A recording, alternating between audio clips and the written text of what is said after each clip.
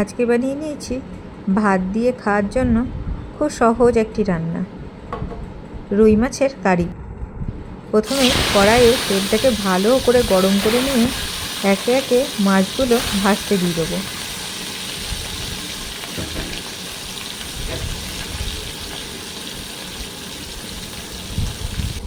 মাছগুলো বেশ উল্টে পাল্টে ভালো করে লাল লাল করে ভেজে নিতে হবে।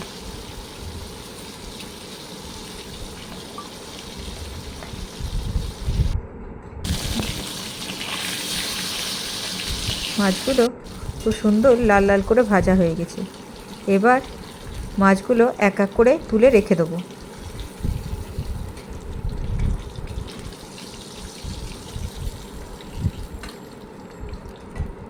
এবার ওই তেলের মধ্যে দিয়ে দেবো পেঁয়াজ বাটা।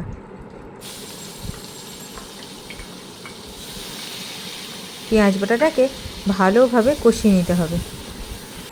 পেঁয়াজ বাটাটা ভালোভাবে কষানো হয়ে গেলে দিয়ে দেবো একসঙ্গে বেটে রাখা আদা আর রসুন। আদা রসুন বাটাটা ভালোভাবে পেঁয়াজের সঙ্গে কষিয়ে নিতে হবে। পেঁয়াজের সঙ্গে ভালোভাবে আদা রসুন বাটাটা কষানো হয়ে গেলে দিয়ে দেবো টমেটো কুচি। টমেটোটা ভালো করে একটু নেড়ে চেড়ে ওর মধ্যে দিয়ে দেবো আন্দাজ মতন নুন। টমেটোর ওপর নুন দিলে টমেটোটা খুব তাড়াতাড়ি গলে যায়।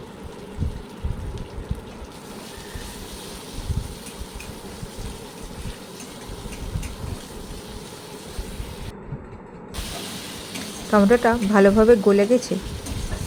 এবার এর মধ্যে দিয়ে দেবো টক দই।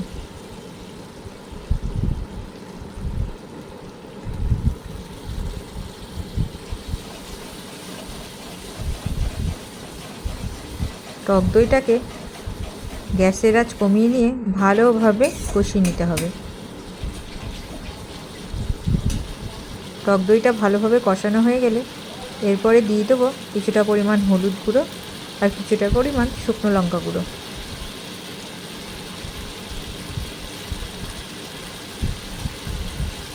হলুদ আর লঙ্কা গুঁড়োটা সব ভালোভাবে কষিয়ে নিতে হবে।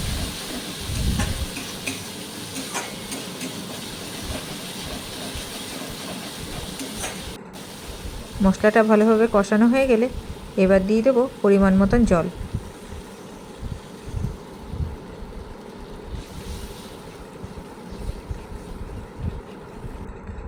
ঝোলটা ভালোভাবে ফুটে উঠলে দিয়ে দেবো আগে থেকে ভেজে রাখা মাছগুলো।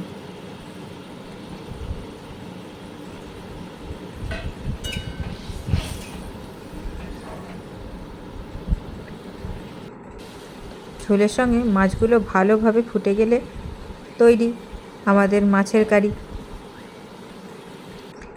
এইভাবে একবার বানিয়ে তোমরা অবশ্যই খেও, দেখবে গরম গরম ভাতের সঙ্গে এই মাছের কারিটা দুর্দান্ত লাগে।